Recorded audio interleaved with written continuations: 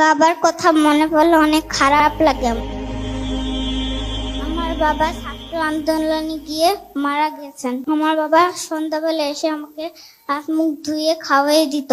আমার বাবা আমাকে ফজরের সময় উঠে নামাজ পড়ে আমাকে পড়াতো, পরে আমাকে স্কুলে নিয়ে যেত।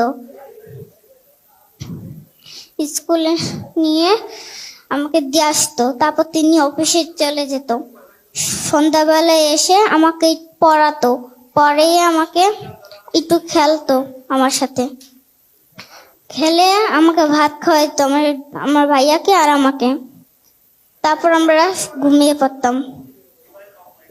আমার বাবা শনিবারে আমাকে ঘুরতে নিয়ে যেত, কোন সময় সাথেও ঘুরতে নিয়ে যেত। বাবার কথা মনে পড়লে অনেক খারাপ লাগে আমার। হ্যাঁ, উত্তর আজিমপুর। না, আমাদের বাসা টঙ্গী, গাজীপুর।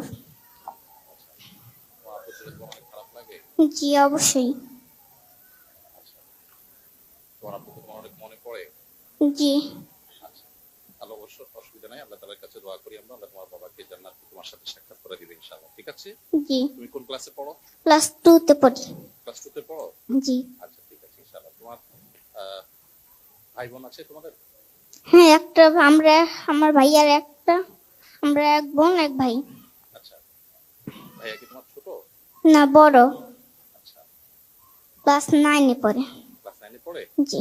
আচ্ছা, ঠিক আছে।